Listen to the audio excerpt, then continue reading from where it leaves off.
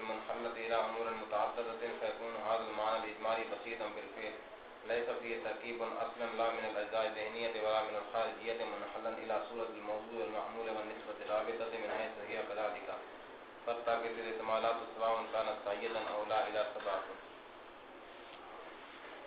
والوجدان السليم والقانون المستقيم يحكم بأن ليس متعلق بالتصديق شيئا خارجا من معنى زيد قائم ومدلوله فاندفعت الاحتمالات الأربعة الأخيرة لأن النسبة الرابطة ملاحظة باللحاظ المستقل والمعنى الإجمالي بأي معنى أخذ خارجا عن معنى القضية ومدلولها بالضرورة فإنا لا نفهم من قضية زيد قائم عند سماعها إلا الموضوع المحمول وثبوت المحمول للموضوع الذي هو معنى رابطي وباقي الاحتمالات الثلاثة الأول فإن كان لابد أن يكون متعلق التصديق معنى مستقلا كما هو المفهوم عن عبارة المصنف رحمه الله تعالى ويدعي ضرورة فيه بعض الأذكياء ويذكر ضرورة أن التصديق ليس كإدراك المراد عند إدراك المرئي فيندفع الاحتمال الثالث والاحتمال الأول أيضا لأنه مركب من المعنى الحرفي وغيره معنى حرفي أيضا وينحصر الحق في الاحتمال الثاني لكن ينبغي أن يستفسر صبر.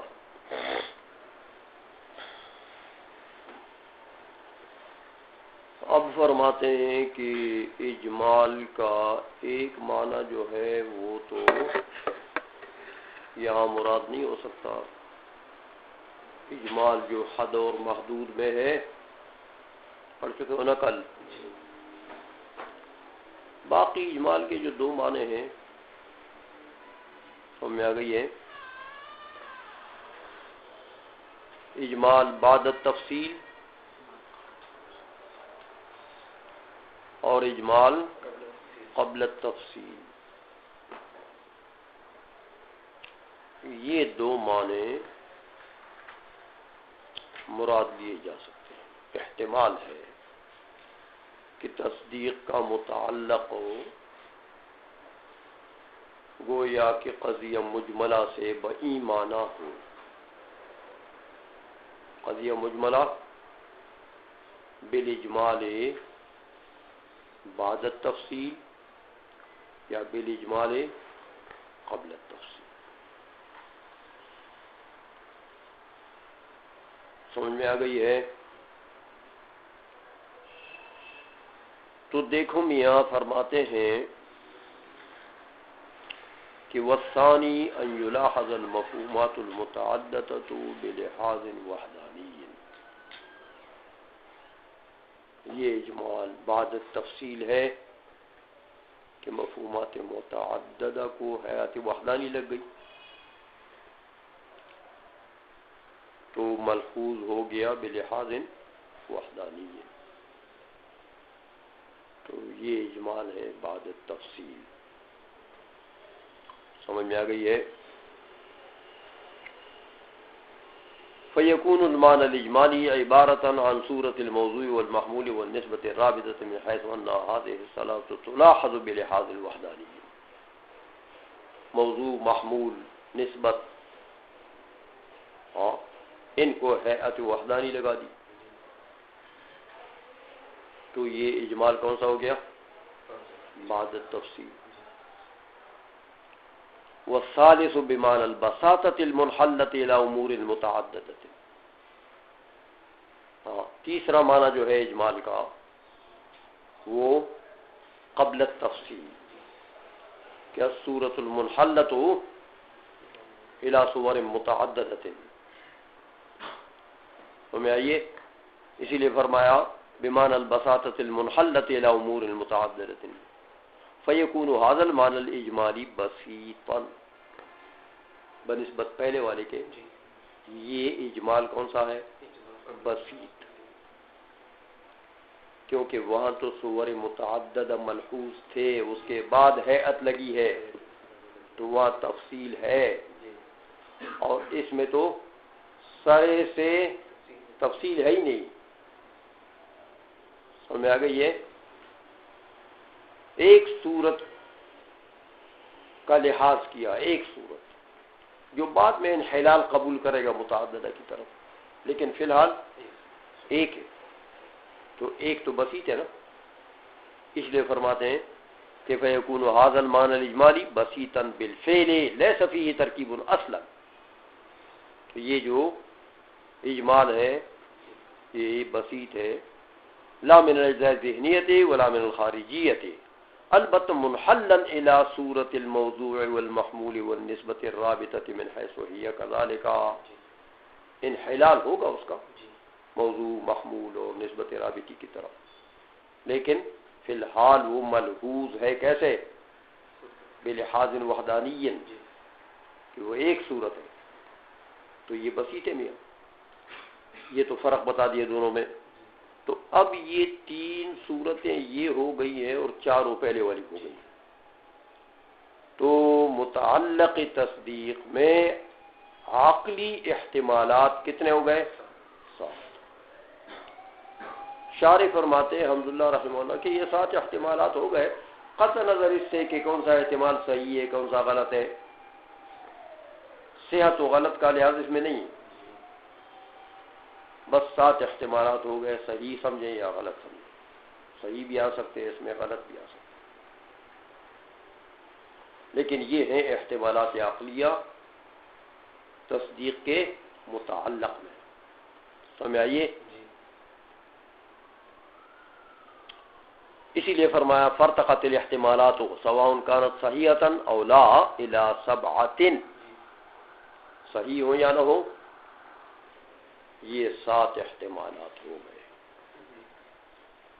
اگرچہ اس پر اعتراض ہیں کہ میاں صحیح ہو یا نہ ہو، عام ذکر کیا نا تم نے، تو اگر غلط کو بھی شمار کرتے ہو تو غلط تو اور بھی ہو سکتے ہیں، غلط احتمالات ہو سکتا ہے کہ تصدیق کا تعلق صرف موضوع سے ہو، یہ بھی ایک احتمال عقلی نہیں ہے غلط، لیکن غلط بھی شمار کرتے ہو تو ہو سکتا ہے کہ تصدیق کا تعلق ہو صرف محمول سے ہو، سمجھ آئیے؟ اسی طرح محمول اور موضوع اگر مضاف مضاف الیہ ہو، ترکیب اضافی سے ہو تو پھر مضاف سے ہو یا مضاف الیہ سے ہو، تو یہ غلط احتمالات اگر شمار کرتے ہو تو یہ تو میاں بے شمار نکل آئیں گے، سمجھا گئی؟ یہ صرف یہ نہیں ہے، ساتھ سمجھ آ گئی ہے؟ تو یہ اعتراض یہاں ہوتا ہے، لیکن اس کا جواب یہ ہے کہ نہ میاں ایسا نہیں ہے کہ آپ جہان بھر کے غلط احتمالات شمار کریں اور اسی میں داخل کریں، ایسا نہیں ہے، بلکہ حمداللہ نے شارح نے رحمہ اللہ تعالی ان احتمالات عقلیہ کا ذکر کیا ہے جو مشہور بین المناطق، غلطوں کے صحیح ہو لیکن مشہور بین المناطق ہیں، ان کا ذکر کیا ہے۔ تو یہ جو تم غلط نکالتے ہو نا، یہ تو مشہور کیا ہے، یہ تو نادر کے زمرے میں آتے ہیں، سمجھ آئیے؟ اس لیے یہ ہر احتمال غلط کو یہاں شمار نہیں کیا ہے،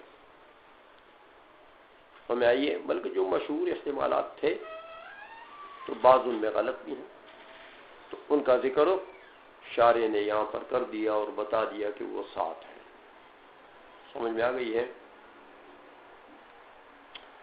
اب کہتے ہیں یہ تو احتمالات عقلیہ ہو گئے میاں، تو اب احقاق حق بھی تو کرنا چاہیے اور ابطال باطل، کہ ان میں سے کون سا احتمال صحیح ہے، سمجھ آئیے؟ اور کون کون سے صحیح نہیں۔ اس لیے فرماتے ہیں کہ میاں والوجدان السلیم والفہم المستقیم يحكم بأن ليس متعلق التصديق شيئا خارجا عن معنى زيد قائم ومدلوله، سمجھ آ گئی ہے؟ 2 تقریریں کریں گے اصل میں اس بات کی، تو یہ پہلی تقریر ہے۔ فرماتے ہیں یار وجدان کی طرف رجوع کرو گے، فہم مستقیم سے کام لوگے تو آپ کو یہ پتہ تو ضرور لگ جائے گا کہ یار تصدیق کا جو متعلق ہے وہ قضیہ کے مدلول سے خارج شے نہیں ہے. تصدیق کا جو متعلق ہے، تصدیق کا جس سے تعلق ہے، وہ قضیہ کے مفہوم اور مدلول سے کوئی شے خارج نہیں ہو سکتا، کیونکہ قضیے کا تعلق قضیے سے تعلق ہے تصدیق کا، تو قضیے کے اندر اس کا کوئی متعلق ہوگا، قضیے سے خارج کوئی شے تصدیق کا متعلق نہیں ہو سکتا. یہ قانون تو فہم مستقیم کی اسمبلی جو ہے نا وہ پاس کر دے گی. اچھا قانون ہے. تو میاں اس قانون کو جب دیکھتے ہو، اب اس قانون کے ترازو سے تولو ان 7 احتمالات کو. سمجھ میں آ گئی ہے؟ تو میاں فاندفعت الاحتمالات الاربعۃ الاخیرۃ، اس قانون سے جب ہم نے تولا تو آخری 4 احتمالات تو گئے.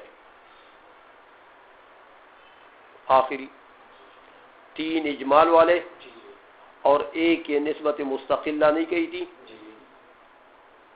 کہ نسبت مستقلہ جو معنی اسمی بن جائے، ملحوظ ہو جائے، لحاظ استقلالی سے ملتفت الیہ بالذات بنے، معنی اسمی بن جائے، اس کو بھی شمار کیا تھا نا. تو یہ 4 تو گئے. سمجھ آ گئی ہے؟ کیونکہ یہ اجمال تو کسی معنی میں لے لو، یہ قضیے کے مدلول میں تو داخل نہیں ہے، تو تینوں جو ہی گئے.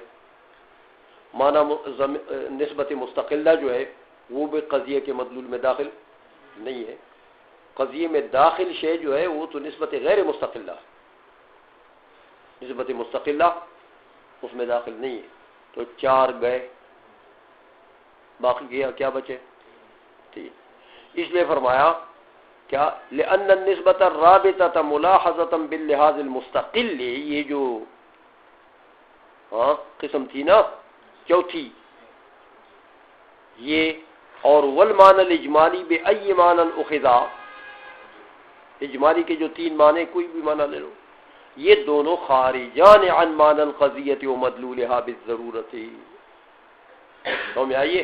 تو جب یہ دونوں خارج ہو گئے تو اجمال کے 3 گئے اور یہ بھی گیا، تو 4 تو گئے. فإن لا نفع من قضية زيد قائم عند سماعها إلا الموضوع والمحمول وثبوت المحمول للموضوع الذي هو معنى رابطي.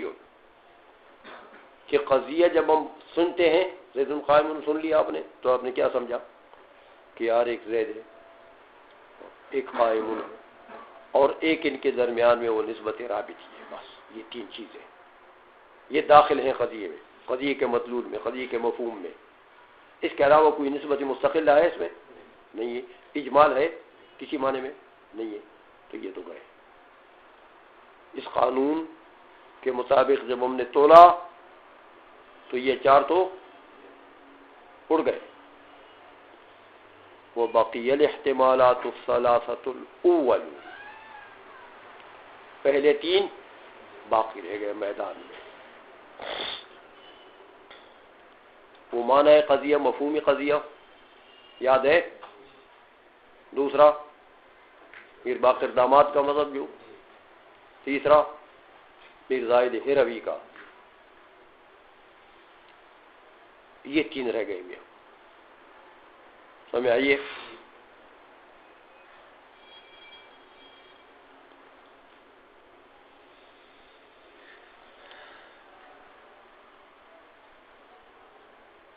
تو میاں دیکھو، اب اس قانون سے تو یہ 4 گئے، لیکن ایک اور بات بھی اگر دیکھی جائے، سمجھ آ گئی ہے کہ متعلق تصدیق کے لیے مستقل ہونا بھی ضروری ہے.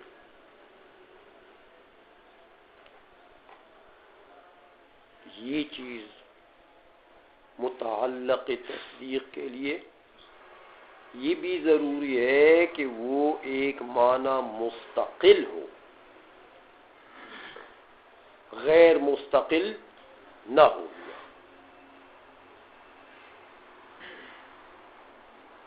سمجھ آئیے؟ کہتے ہیں عبارت مصنف کو بھی ہم دیکھتے ہیں، اس سے بھی یہی پتہ لگتا کہ تصدیق کا متعلق میں استقلال چاہیے. میر زاہد ہیروی نے بھی بلکہ بداہت کا دعویٰ کیا کہ متعلق کی تصدیق مستقل ہونا چاہیے. سمجھ آ گئی ہے؟ تو اگر یہ چیز بھی ساتھ ملا دی جائے اس قانون کے ساتھ، تو اس قانون سے تو یہ آخری 4 نکلے. تو یہ جو بات ہے کہ متعلق تصدیق کے لیے استقلال ضروری ہے، تو اس سے 2 احتمال نکل جائیں گے. ایک تو پہلا والا جو مرکب ہے مستقل اور غیر مستقل سے، تو مرکب غیر مستقل اور مستقل سے کیا ہوتا ہے؟ لہذا وہ بھی نکل گیا، پہلا احتمال نکل گیا. سمجھ آ گئی ہے؟ اور ایک تیسرا احتمال، سمجھ آ گئی ہے؟ تو یہ تین بچے تھے، تو 3 میں سے یہ 2 اس قانون نے نکال دیے، تو باقی میدان میں کیا بچا؟ ایک. سمجھ آئیے؟ وہ میر زاہد ہیروی رحمۃ اللہ علیہ کا جو قول تھا کہ متعلق تصدیق کیا چیز ہے؟ حقیقت قضیہ، یعنی موضوع محمول شرط یہ ہمارے پاس شے بچ گئی.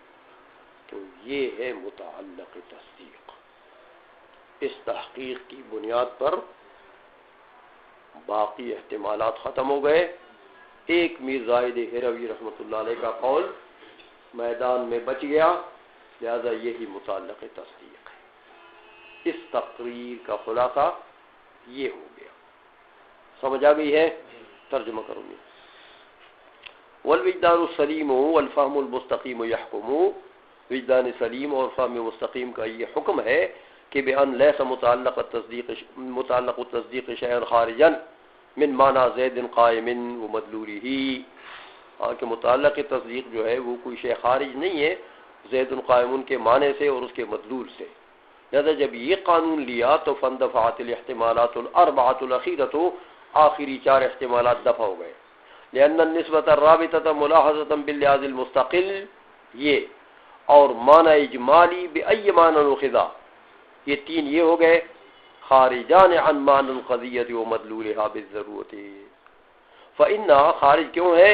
فإنا لا نفهم من قضیۃ زید قائم عند سماعها، کہ جب ہم یہ قضیہ سن لیں کہ زید قائم، تو ہماری سمجھ میں نہیں آتا مگر الا الموضوع والمحمول وثبوت المحمول للموضوع. ثبوت المحمول للموضوع جو ہے الذي هو معنى رابطی، تو یہی چیز سمجھ میں آتی ہے. تو باقی یہ جو نسبت مستقل ہے یہ تو سمجھ میں نہیں آتی ہے، لہذا یہ بھی نکل گیا. اجمال بھی تینوں معنوں میں سے کوئی بھی معنی سمجھ میں نہیں آتا، وہ معنی رابطی. وبقي الاحتمالات الثلاثة الأول، باقی 3 پہلے احتمالات باقی رہ گئے. تو فإن كان لابد أن يكون متعلق التصديق معنى مستقلا، اگر لابدی ہے اس بات سے کہ بھائی متعلق تصدیق کو معنی مستقل ہونا چاہیے، كما هو المفهوم من عبارة المصنف، مصنف کے عبارت سے بھی یہی بات مفہوم ہے. اور اس کے ساتھ وہ يدعي الضرورة فيه بعض الأذكياء، اور میر زاہد جو اس میں اور گویا کہ بداعت کا دعویٰ کیا ہے، تو وہ یقول اور کہتے ہیں کہ ضرورت ان التصدیق لیس کادراک المرآۃ عند ادراک المرئی، کہ تصدیق ایسا ادراک نہیں ہے ہاں جیسے مرآت کا ادراک ہوتا ہے مرئی کے ادراک کے وقت کے مرئی کا ادراک تو مقصود ہے اور تصدیق کا ادراک مرآت کی طرح ہو، وہ غیر مقصودی چیز ہو، سمجھ آئیے، غیر مستقل چیز ہو، ایسا نہیں ہے، سمجھ آئیے۔ لہذا اگر یہ ضرور قرار دیا جائے کہ متعلق تصدیق کو مستقل بھی ہونا چاہیے تو فَيَنْدَفِعُ الْاحْتِمَالُ الثَّالِثُ وَالْاحْتِمَالُ الْأَوَّلُ أَيْضًا، تو تیسرا اور پہلا بھی دفع ہو گیا، لأن المرکب من المعنى الحرفی وغیرہ، پہلا کیوں ہو گیا؟ وجہ بتاتے ہیں کہ جو مرکب و معنی حرفی و غیر معنی حرفی سے میاں ہاں وہ بھی تو گویا کہ غیر مستقل ہے نا، تو میاں وینحصر الحق فی الاحتمال الثانی، اب حق منحصر ہو گیا دوسرے احتمال میں جو میر زاہد ہروی رحمۃ اللہ علیہ کا قول تھا، بس وہی متعلق تصدیق ٹھہرا اس تقریر کے مناسبت سے۔ چلو